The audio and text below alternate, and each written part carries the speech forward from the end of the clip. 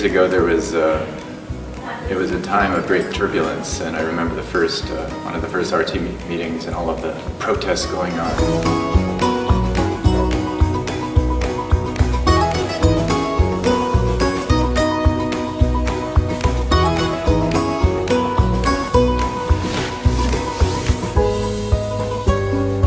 At that time, the RTRS was very much a sort of a two-country initiative. Shortly afterwards, then we had Argentina and England joining, so it continued to be a World Cup kind of organization.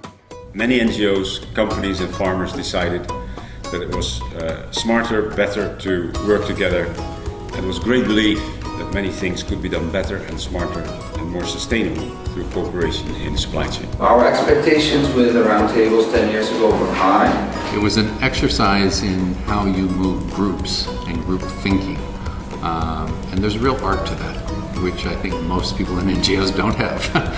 And getting the industry engaged and working with farmers, and that was also very, very interesting. Mas o grande ponto era o que se tratava de produção responsável quando a gente falava de soja. They were extremely intense conversations. In fact, they're some of the most intense conversations I've had in my whole life.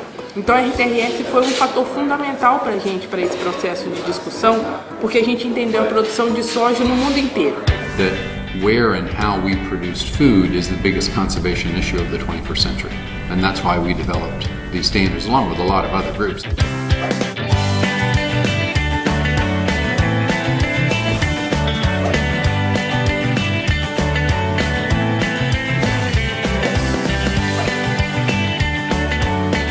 There's a lot of relationships that have been built, social capital, companies talking to NGOs that used to be arch enemies. I think that some multi-stakeholder roundtables have become rather successful and some have failed.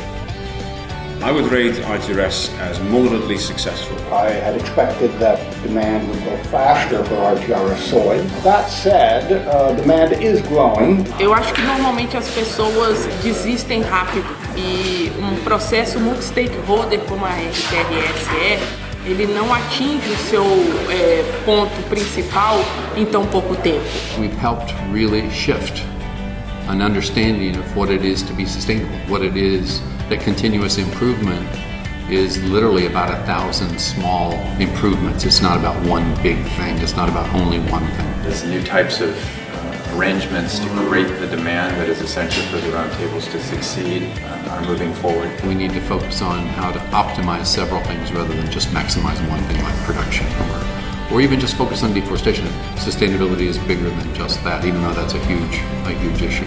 Many of the roundtables have not reached their ceiling, so saturation is not there yet. Então, nesse momento, eu vejo a RTRS pronta para ganhar escala.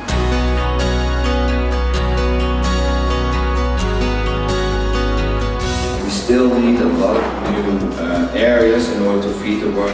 Another 10 years from now, it will look probably even more different, with a substantial share of world production of soy certified, but also getting to impacts well beyond the individual soy farm. A RTRS pode criar um padrão de produção que garanta que a propriedade tem uma boa forma de gerenciamento. Quando você cria isso, você cria um padrão de produção responsável, não importa o produto. There will be a lot more mutual recognition between CEOs, certainly for sustainable farming. But in many areas where lawmakers and law implementers are weak, voluntary schemes are still the best solution. Multi-stakeholder standards will continue to play a role in making markets more sustainable.